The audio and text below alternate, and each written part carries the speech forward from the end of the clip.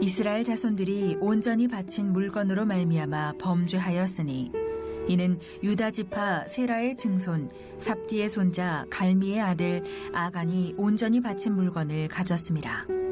여호와께서 이스라엘 자손들에게 진노하시니라. 여호수아가 여리고에서 사람을 베델 동쪽 베다웬 곁에 있는 아이로 보내며 그들에게 말하여 이르되 올라가서 그 땅을 정탐하라 하매 그 사람들이 올라가서 아이를 정탐하고 여호수아에게로 돌아와 그에게 이르되 백성을 다 올라가게 하지 말고 2-3천 명만 올라가서 아이를 치게 하소서. 그들은 소수이니 모든 백성을 그리로 보내어 수고롭게 하지 마소서 하므로 백성 중 3,000명쯤 그리로 올라갔다가 아이 사람 앞에서 도망하니 아이 사람이 그들을 36명쯤 쳐 죽이고 성문 앞에서부터 스바림까지 쫓아가 내려가는 비탈에서 쳤으므로 백성의 마음이 녹아 물같이 된지라. 여호수아가 옷을 찢고 이스라엘 장로들과 함께 여호와의 궤 앞에서 땅에 엎드려 머리에 티끌을 뒤집어 쓰고 저물도록 있다가 이르되 슬프도소이다.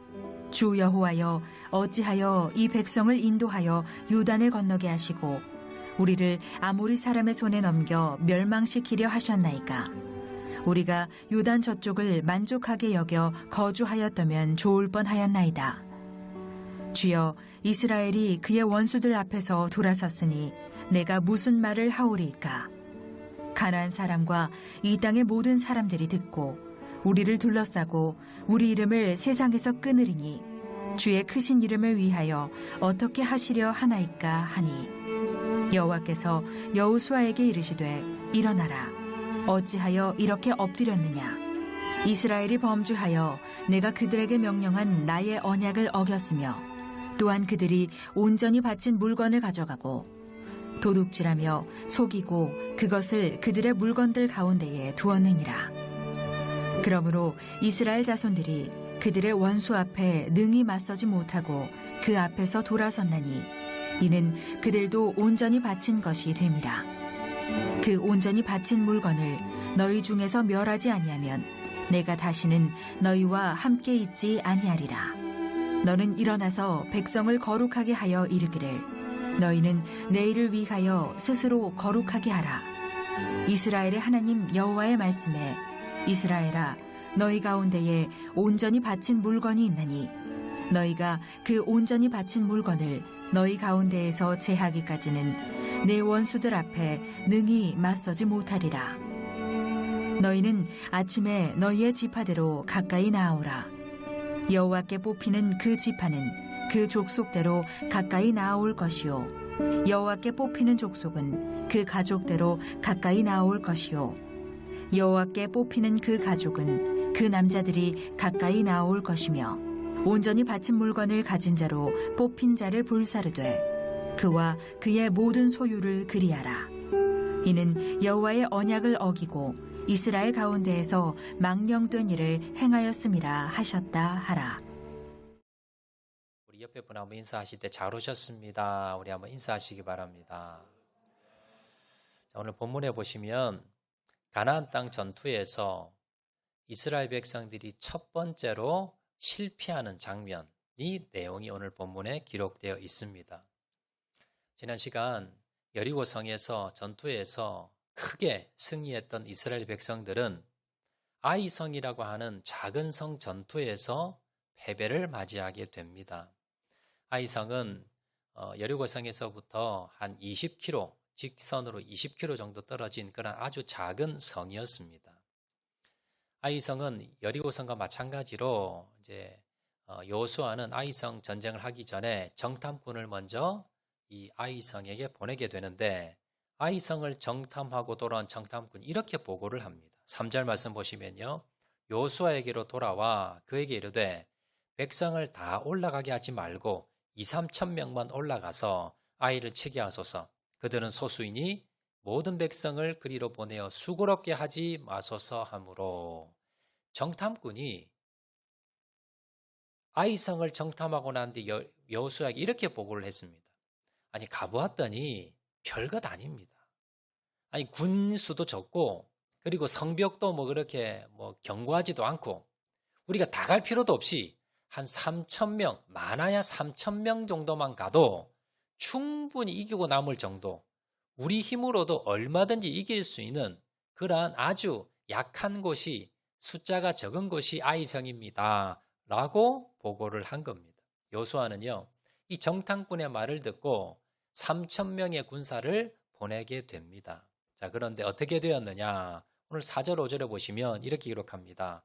백성 중 3,000명쯤 거리로 올라갔다가 아이 사람 앞에서 도망하니 아이 사람이 그들을 36명쯤 쳐 죽이고 성문 앞에서부터 스바림까지 쫓아가 내려가는 비탈에서 쳤으므로 백성의 마음이 녹아 물같이 된지라.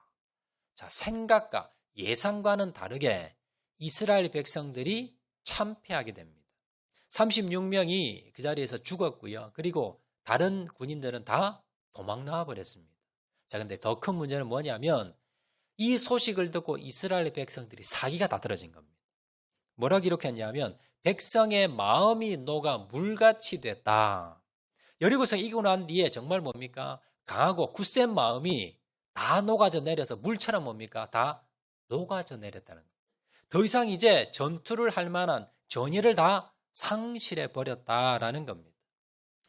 아마 가장 많이 충격받은 그리고 가장 힘든 사람이 아마 지도자 여호수아였을 겁니다. 그래서 여호수아는요, 어떻게 했느냐 하면 6절에 보시면 이렇게 기록합니다. 여호수아가 옷을 찢고 이스라엘 장로들과 함께 여호와의 궤 앞에서 땅에 엎드려 머리에 티끌을 뒤집어 쓰고 저물도록 있다가, 자, 여호수아는 이 소식을 듣고 기가 막힙니다. 그래서 할 수 있는 게 없습니다. 하나님 앞에 나아가서 엎드렸습니다. 하나님, 어찌 된 일입니까? 왜 이런 일이 일어났습니까? 아니, 이렇게 우리가 패해버리면 앞으로 전쟁을 어떻게 합니까? 차라리 그냥 요단 동편에 있는 게 나았지 이게 무슨 날벼락입니까? 라고 하면서 하나님 앞에 기도하게 됩니다.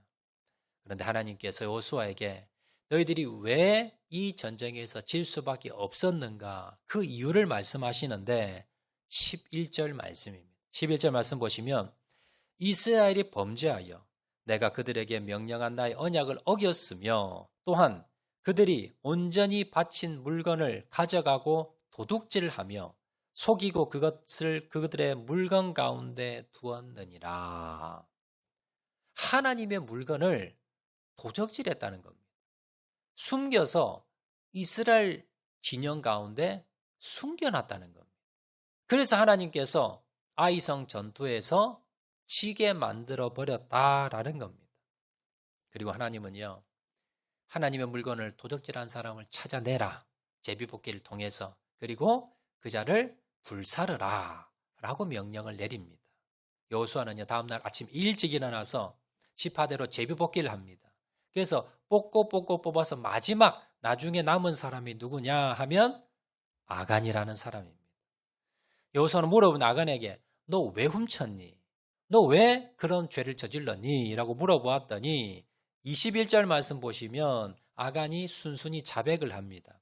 자, 21절 말씀에 보시면 내가 노략한 물건 중에 시날산의 아름다운 외투 한 벌과 은 200세겔과 무게가 50세겔 되는 금덩이 하나를 보고 탐이 내어 가졌나이다. 보소서, 이제 그 물건들을 내 장막 가운데 땅 속에 감추었는데 은은 그 밑에 있나이다.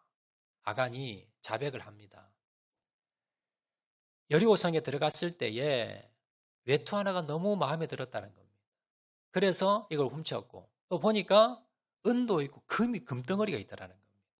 그래서 자기가 욕심에 찬 나머지 이걸 아무도 보지 않아서 몰래 훔쳐와서 이걸 가지고 자기 장막 땅 밑에 파서 묻어두었다는 겁니다.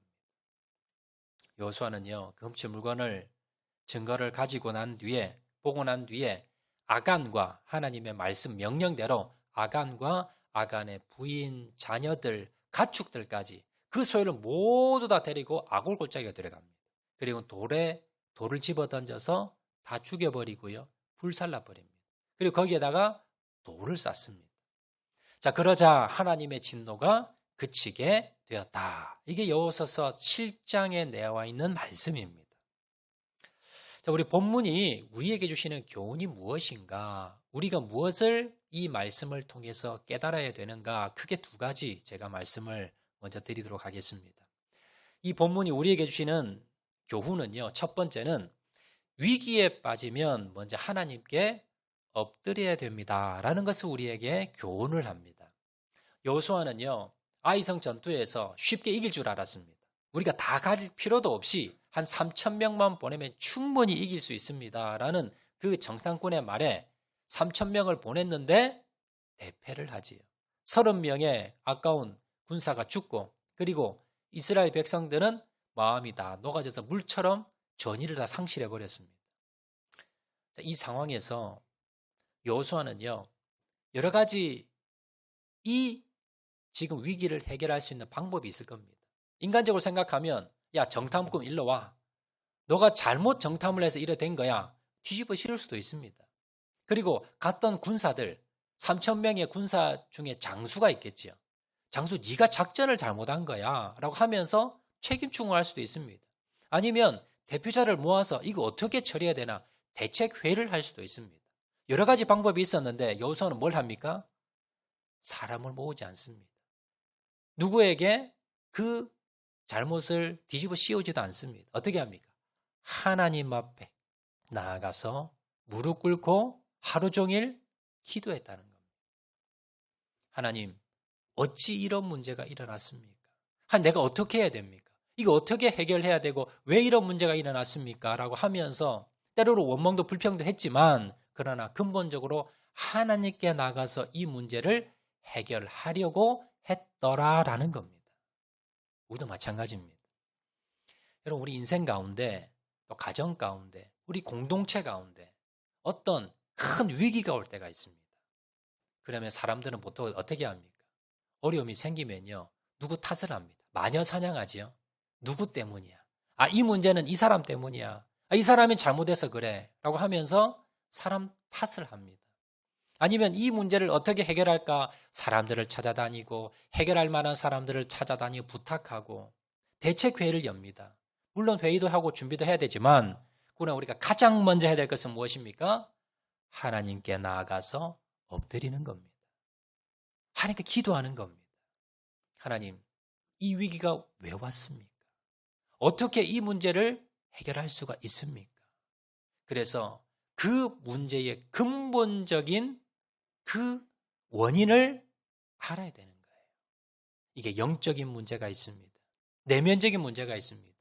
이걸 우리가 깨달아야만이 근본적으로 그 위기를 헤쳐나갈 수 있다는 것을 여러분 기억하시길 바랍니다. 6절 말씀 보시면 한 번 더 봉독하겠습니다. 여호수아가 옷을 찢고 이스라엘 장로들과 함께 여호와의 궤 앞에서 땅에 엎드려 머리에 티끌을 뒤집어 쓰고 저물도록 있다가 여호수아는요 장로들을 이끌고 하나님의 여호와의 궤 앞에 갔습니다.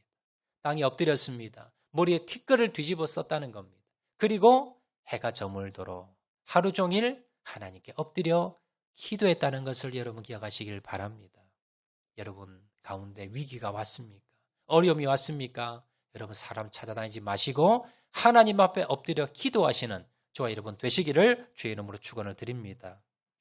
자, 두 번째 비결입니다. 두 번째 교훈입니다. 우리에게 주신 첫 번째 교훈은 위기 때에 하나님께 나아가라는 것이고요. 두 번째 교훈은 한 사람의 탐욕이 공동체를 무너뜨릴 수 있다는 것. 여러분 이걸 분명히 기억하셔야 됩니다. 본문을 통해서 한 사람의 저지른 죄가 공동체에 얼마나 큰 고통을 줄 수 있는가라는 것을 우리에게 말씀합니다. 오늘 죄 지은 사람은 한 사람입니다.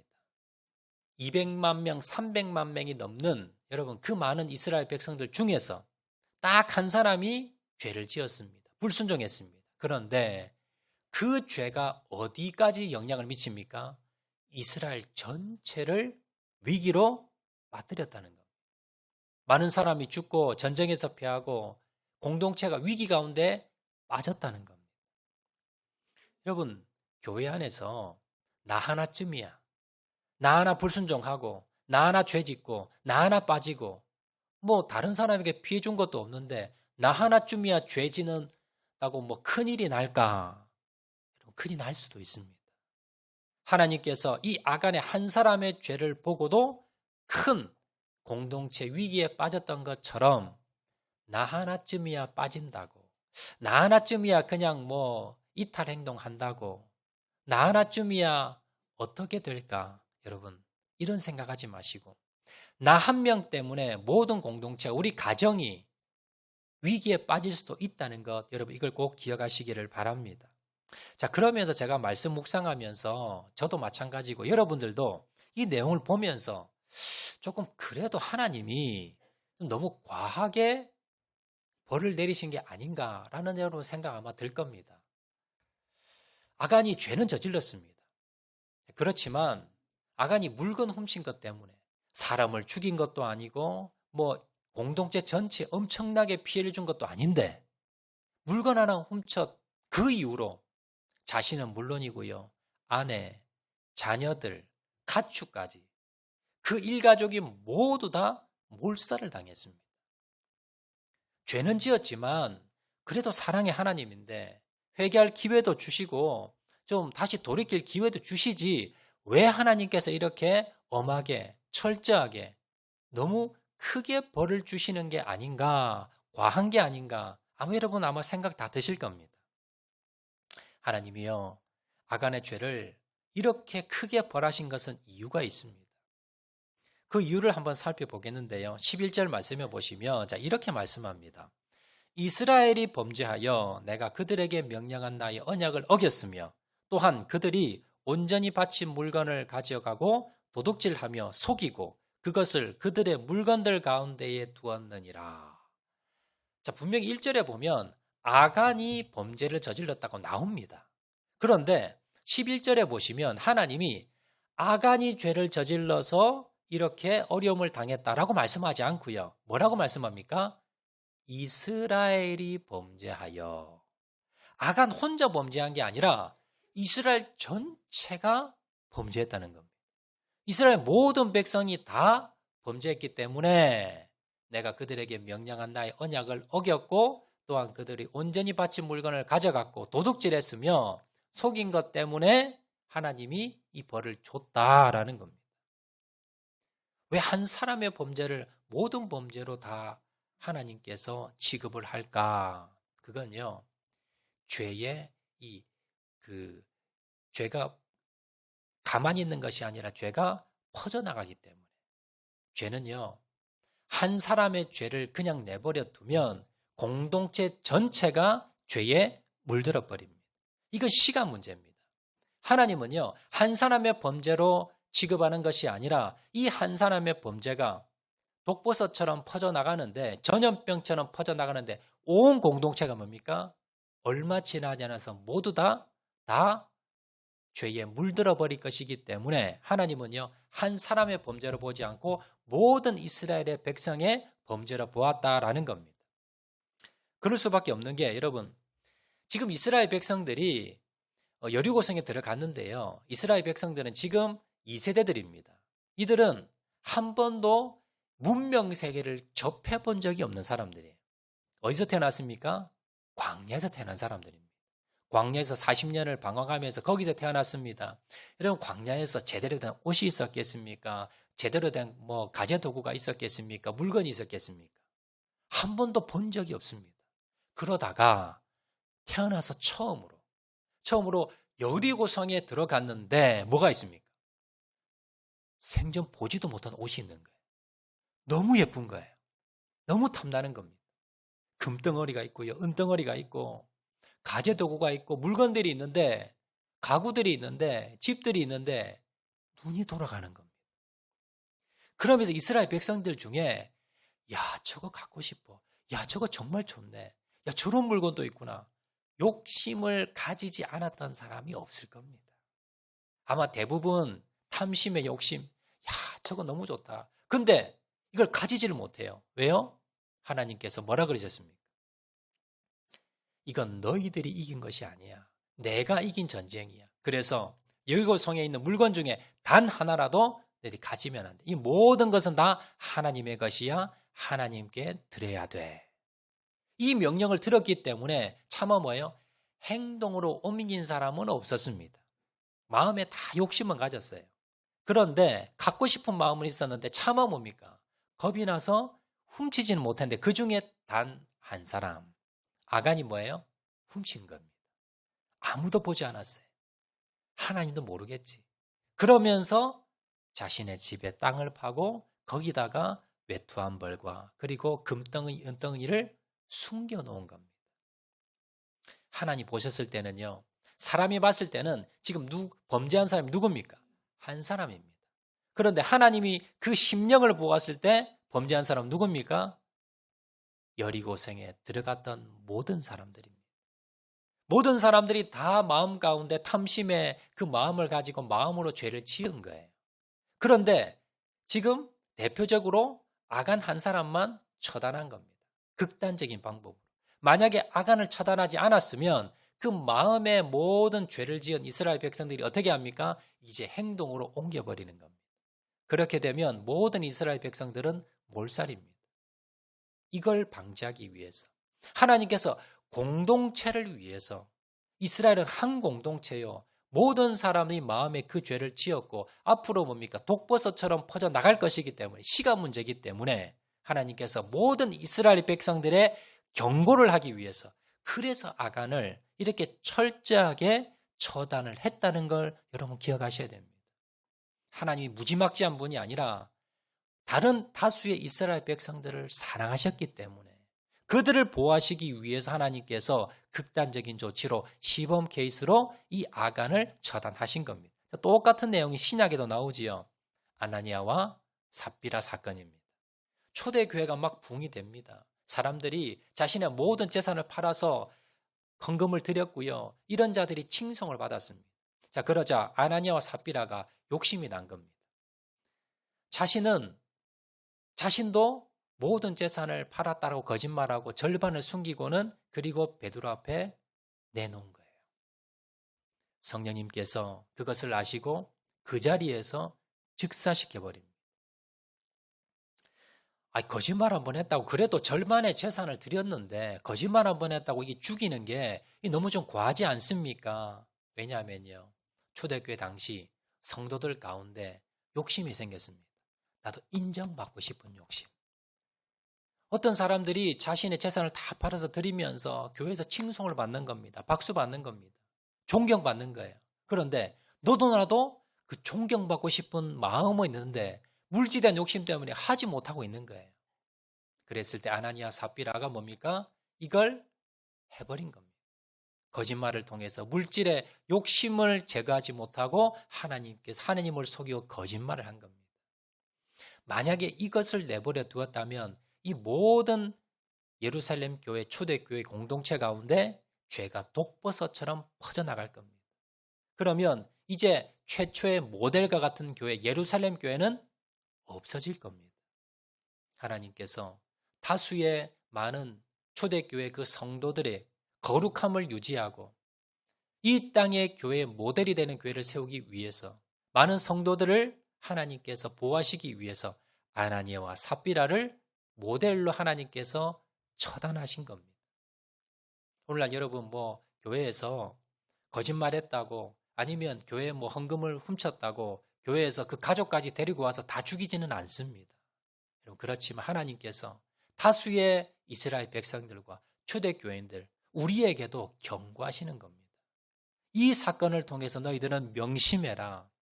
물질에 대한 탐욕, 그리고 교회 안에 죄가 들어왔을 때에 이것이 얼마나 큰 공동체를 무너뜨릴 수 있는가, 그것에 대해서 우리에게 경고하신다는 것을 여러분 분명히 아셔야 됩니다. 성경 곳곳에 보면 탐심에 대한 경고가 여러 군 나옵니다. 대표적인 게 고린도전서 5장 11절 말씀입니다. 만일 어떤 형제라 일컫는 자가 음행하거나 탐욕을 부리거나 술 취하거나 속여 빼앗거든 사귀지도 말고 그런 자와는 함께 먹지도 말라. 여기 형제라는 것은요, 성도입니다. 같은 교회 다니는 성도들 중에 음행하는 자, 그리고 탐욕, 돈에 대한 욕심을 부리는 자, 술 취한 자, 남의 돈을 속여서 빼앗는 사기치는 사람, 이런 사람이 교회 안에 있으면 이런 사람은 어떻게 해라? 사귀지도 말라. 가까이 하지 말라는 겁니다. 그리고 함께 먹지도 말라. 밥도 같이 먹지 말라는 겁니다. 왜 그럴까요? 물들기 때문에. 내가 이런 사람과 가까이 하면 이런 사람이 뭔가 나에게 유익이 되고 도움이 되겠다 싶어서 이런 사람과 가까이 하면요. 내가 물듭니다. 그래서 내가 은연중에 나도 모르게 나도 뭐예요? 계속 죄에 빠져들어가는 거예요. 그러다가 내가 하나님께 버림받게 됩니다. 그래서 하나님께서는요. 탐욕 있는 사람, 음욕 있는 사람, 그리고 여러분 하나님 앞에 범죄한 사람들, 술 취한 사람들, 이런 사람들은 가까이 하지도 말고 밥도 먹지 말라. 명확하게 선을 긋고 이 사람들과 만나지도 말라라고 명령합니다. 자, 골로새서 3장 5절 말씀해 보시면 그러므로 땅에 있는 지체를 죽이라. 곧 음란과 부정과 사욕과 악한 정욕과 탐심이니 탐심은 우상 숭배니라. 탐심은 내가 뭡니까? 물질에 대한 욕심입니다. 사람들은 다 물질에 대한 욕심이 있어요. 그런데 이 탐심을 뭐라고 표현하느냐 하면 우상 숭배다. 여러분 이걸 아주 크게 생각한다는 겁니다. 우상 숭배가 뭡니까? 여러분들이 절에 가서 부처상 앞에서 여러분 절을 하고요. 여러분 이방 종교에 가서 여러분들이 절을 하는 거나 교회 다니면서 여러분들이 물질에 대한 욕심을 가지는 거나 똑같다는 겁니다. 그래서 여러분들이 여러분 절에 가서 다음 주에 여러분 절을 했다고 합시다. 절에 등록했다고 합시다. 사람 손가락질 받지요. 큰 일로 생각합니다. 그런데 마음으로 여러분들이 물질에 욕심을 가졌습니다. 탐내고 싶은, 가지고 싶은 욕심을 가졌습니다. 이건 별것 아니라고 생각합니다. 왜 그러냐 하면요. 돈이라는 것이, 물질이라는 것이 얼마나 우리를 무너뜨릴 수 있는가, 이것이 얼마나 강력한가를 성경에서 경고하는 겁니다. 여러분 TV에서 많이 보셨을 겁니다. 보험금 때문에 친자식의 손을 자른 부모가 있습니다. 자기 부모를 불태워 죽인 사람도 있습니다. 아내를 물에 빠뜨려 죽인 사람도 있습니다. 보험금 타려고. 돈에 눈이 벌어버리면요. 인간이 상상하지 못하는 그러한 일을 저지릅니다. 가족도 안 보이고요. 자식도 안 보입니다. 그리고 하나님도 안 보입니다. 돈의 눈에 멀어버리면, 탐욕에 빠져버리면요. 여러분 믿음도 없고 신앙도 없고 하나님도 다 팔아버릴 수 있습니다. 그렇게 강력한 힘을 가진 것이 바로 돈의 힘입니다. 그래서 성경은요. 탐욕, 이건 우상숭배야. 탐욕이 얼마나 너희를 무너뜨릴 수 있느냐. 너희를 우상숭배하는 거랑 마찬가지야. 너희 마음을 뺏어갈 수 있는 힘이 있는 것이 바로 돈이고 탐욕이야. 절대 너희들 마음 가운데 탐욕을 제거해야 돼. 라고 경고하는 것이다 라는 겁니다. 여러분 아간은 그 순간에 탐욕을 참지 못하고 자신은 물론이고 모든 가족들을 몰살시키는, 이스라엘 백성들을 이렇게 어려움에 빠뜨리는 그러한 우를 범하게 됐습니다.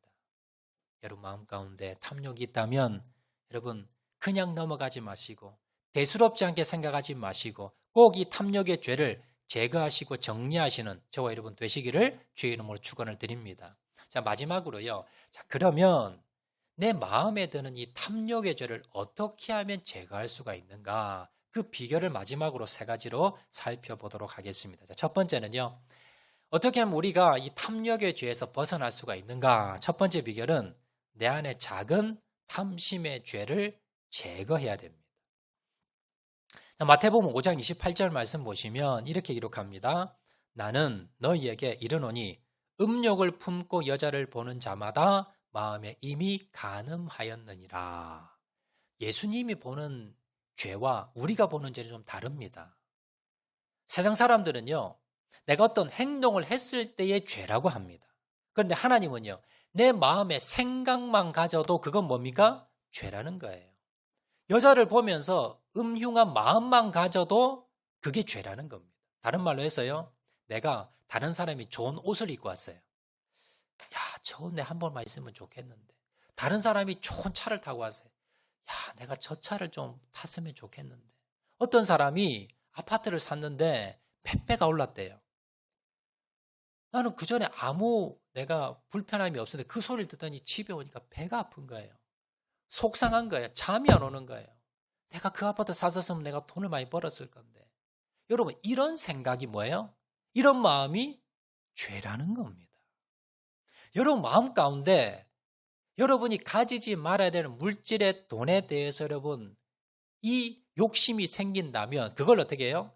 아, 이거 죄구나. 이걸 제거해야 되구나 라고 생각하라는 겁니다.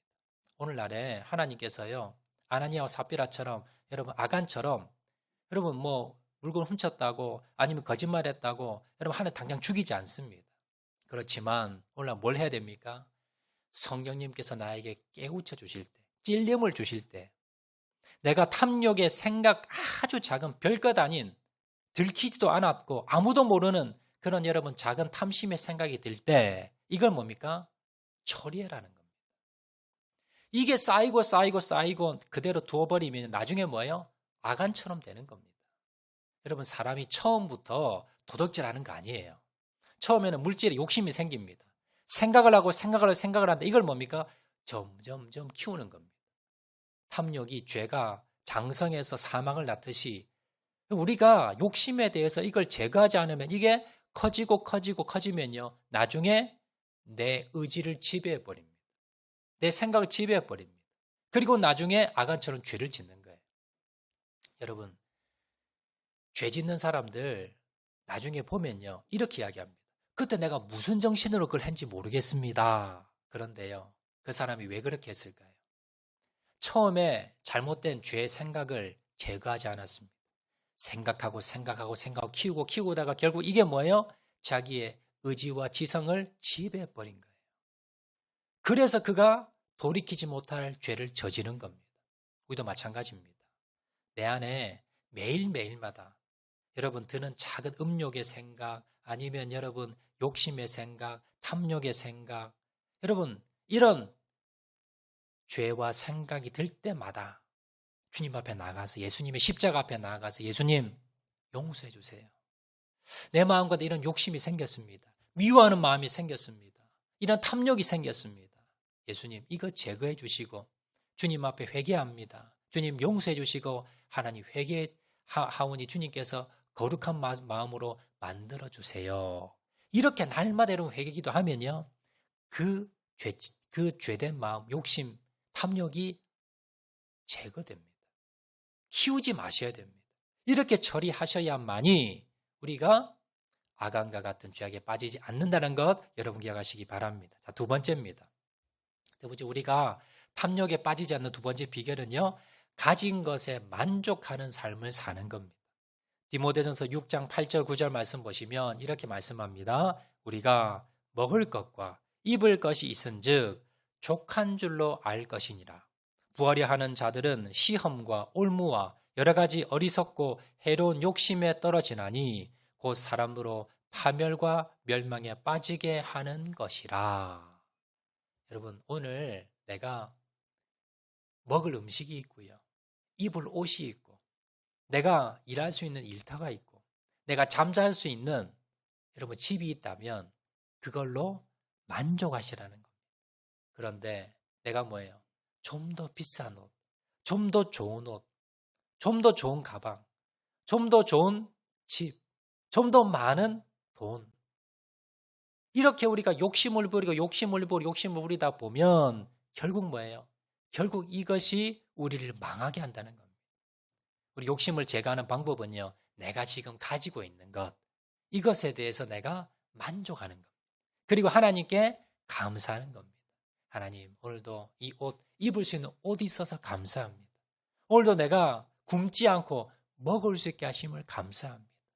오늘도 내가 이렇게 큰 집은 아니지만 이렇게 주님께서 주신 이 장막을 주셔서 여기서 편안하게 내가 잠을 잘 수 있게 하심을 감사합니다.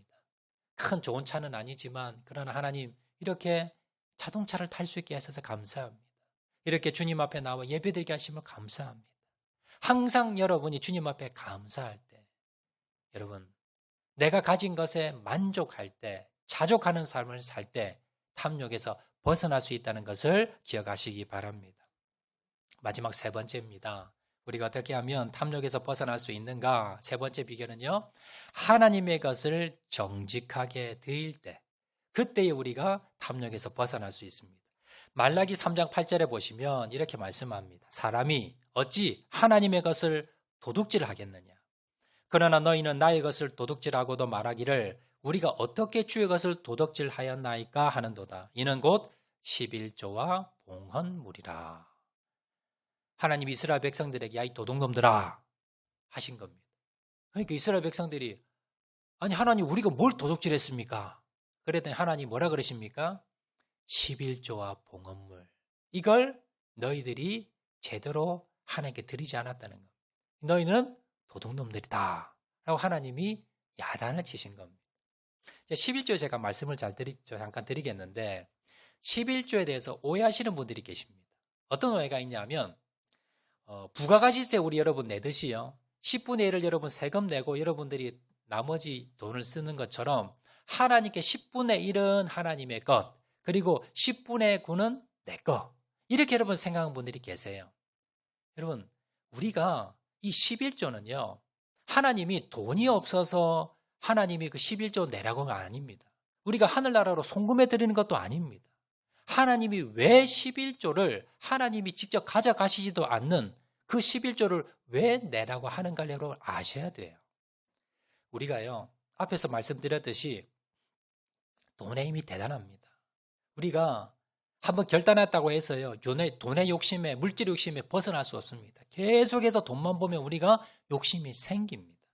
하나님께서 이 우리에게 들어오는 탐심의 욕심을 제거하기 위해서 10의 1을 이거 하나님 거야. 하나님께 바쳐라고 말씀했다는 겁니다. 그 의미는 뭐냐면 10의 9도 내가 가진 모든 것 내가 노력해서 벌었지만 그 모든 돈이 다 누구 것이다? 하나님 것이다. 그래서 이 돈에 대해서 내가 탐심의 욕심을 가지지 않기 위해서 내가 수입이 들어올 때마다 10의 1을 떼는 겁니다. 여러분 10의 1 떼는 거 그거 아깝습니다. 쉬운 거 아닙니다. 그렇지만 그걸 떼면서 뭐라고 내가 다짐을 해야 됩니까? 하나님, 내가 물질에 노예되고 돈에 노예되지 않고 탐욕에 빠지지 않게 도와주세요. 그걸 결심하면서 11조를 떼는 겁니다. 그리고 또 한 가지는 뭐냐면요. 11조를 떼면서 10분의 9는 누구 것이에요? 내 것 아니에요. 내가 쓰지만 내 것 아닙니다. 이걸 쓰면서 10의 9를 쓰면서 하나님 어디다 쓸까요? 어떻게 쓰는 게 하나님 기뻐하실까요? 그렇게 하나님께 여쭤보면서 하나님이 기뻐하시는 곳 이곳에 나머지 10분의 9를 내가 쓰는 겁니다.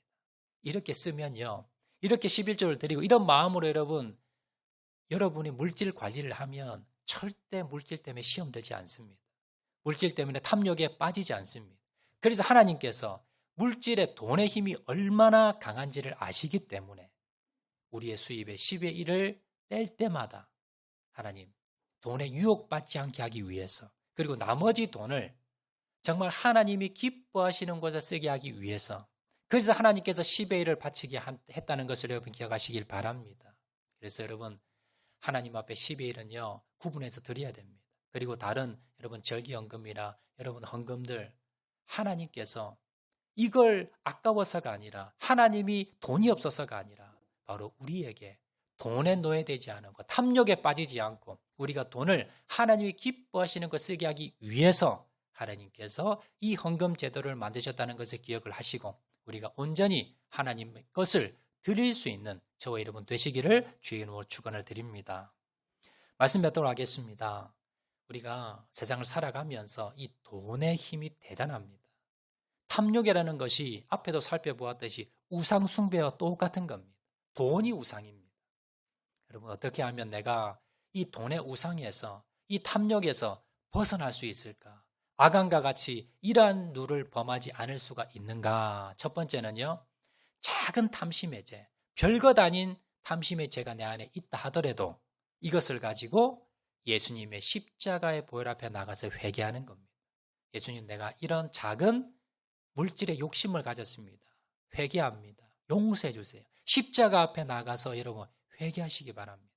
쌓아두면 안 됩니다. 두 번째는요. 남의 것 바라보고 자꾸 다른 사람 비교하고요. 다른 사람이 돈 번 거 많이 가지고 있는 거 그거 자꾸 바라보지 마시고 내가 가지고 있는 것, 하나님이 나에게 주신 것을 바라보고 자족하며 감사하시기 바랍니다. 그래야만이 내 안에 물질의 탐욕이 생기지가 않습니다. 마지막은요, 하나님의 것을 구분하여 드리는 겁니다. 그리고 그 의미를 여러분 분명히 깨닫는 겁니다. 하나님께서 왜 10의 1조를 드리라고 합니까? 왜 헌금을 드리라고 합니까? 이것이 뭡니까? 우리가 탐욕에 빠지지 않게 하기 위해서, 돈에 노예되지 않게 하기 위해서 드리라는 겁니다. 그리고 나머지 10의 9를 하나님이 기뻐하신 일에, 내가 후회하지 않는 일에 쓰이게 하기 위해서, 그래서 하나님께서 10의 1을 드리라고 하는 겁니다. 이 의미를 깨달으시고 주님 앞에 주님의 것을 드리면서 돈에 노예되지 않고 하나님 기뻐하신 일에 쓰임받는 저 여러분 되시기를 주의 이름으로 축원을 드립니다. 우리 말씀 생각하면서 한번 찬양하도록 하겠는데요, 주만 바라볼지라 우리 한번 찬양하도록 하겠습니다. 하나님의 사랑을 사모하는 자, 하나님의 평안을 바라보는 자, 우리 다 같이 말씀 생각하면서 우리 결단하며 찬양하도록 하겠습니다. 하나님의 사랑을 사모, 하나님의 평안을 바라보는 자, 하나님의 평안을 바라보는 자, 너의 모든 것 창조하신 우리 주님이 너를 얼마나 사랑하시. 하나님께 찬양과 경배하는 자, 하나님께 찬양과 하나님의 선하심을 바라보는 자, 하나님의 선하심을 바라 너의 모든 것, 너의 모든 것 창조하신 우리 주, 너를 자녀 삼아 주셨네. 너를 자녀 삼으셨네. 하나님 사랑의 눈으로, 하나님 사랑의 눈으로 너를 어느 때나 바라보시고, 하나님 인자한 기로서, 하나님 인자한 귀로서 언제나 너에게 기울이시니, 어두움에 밝은 빛을 비춰 너의 작은 신음에도, 너의 작은 신음에도 너는 어느 곳에 있든지, 너는 어느 곳에 있든지 주만 바라볼지라, 주만 바라보. 하나님 사랑의 눈으로, 하나님 사랑의 눈으로 너를 어느 때나 바라보신 하나님 인자한 기로서, 하나님 인자한 귀로서 언제나 너에게 기울이시니, 어두움에 밝은 빛을 비춰주시고, 너의 작은 신음에도 너는 어느 곳에 있든지, 너는 어느 곳에 있든지 주를 향하고 주만 바라볼지라, 주만 바라볼지라. 이 시간 한번 기도하실 때에, 주님, 내가 탐욕의 죄 가운데 빠져 있었습니다. 내가 내 마음 가운데 물질의 탐욕 가운데, 하나님 그 죄 가운데 제거하지 않고 있었던 것, 이 시간 회개합니다. 하나님, 내가 탐욕의 죄에 빠지지 않기 위해서 항상 내 안에 작은 탐심의 생각의 죄를 주님 앞에 나가 회개하게 도와주시옵소서. 남의 것 바라보지 않겠습니다. 남의 것 비교하지 않겠습니다. 내가 가진 것, 하나님이 나에게 주신 것에 만족하고 감사하는 삶을 살게 도와주시옵소서. 하나님, 하나님의 것 구분하여 드리겠습니다. 하나님의 것을 구분하여 드리면서 하나님 나머지 것도 주님의 뜻에 따라 사용하게 도와주시고, 탐욕에 물질에 노예되지 않게 도와주시옵소서. 이 시간 이러한 자들 되게 도와주시옵소서. 결단하며 다 같이 한번 통성으로 기도하겠습니다. 아버지 하나님, 주님 사랑하리 간만하신 아버지 하나님, 우리가 탐욕의 죄에 빠지지 않게 도와주시고, 하나님 물질에 하나님 유혹에 넘어가지 않는 자를 되게 도와주시길 간절히 바라고 소원합니다. 그러기 위해서 하나님 내 안에 작은 탐심의 죄를 회개하게 도와주시고, 남의 것 바라보지 아니하고 날마다 주님 앞에 하나님 가진 것에 감사하며 하나님 나가는 저를 되게 자족하는 삶을 살게 도와주시고 하나님의 것 11조와 헌물을 주님 앞에 온전히 드릴 수 있는 저를 낼 수 있도록 그래서 하나님 물질에 노예되지 않는 저를 낼 수 있도록 은혜 베풀어 주시고 탐심에 노예되지 않도록 주님 은혜 베풀어 주시고 역사하여 주시옵소서. 하나님 저희들 가운데 날마다 저희 마음과 심령을 지켜주셔서 주님 앞에 쓰임받는 저희를 될 수 있도록 은혜 베풀어 주시옵소서. 사랑하리가 많으신 아버지 하나님 내 마음 가운데 탐심의 죄가 있다면 이 시간 용서하여 주시옵소서. 주님 앞에 회개함으로 나가게 도와 주시옵소서.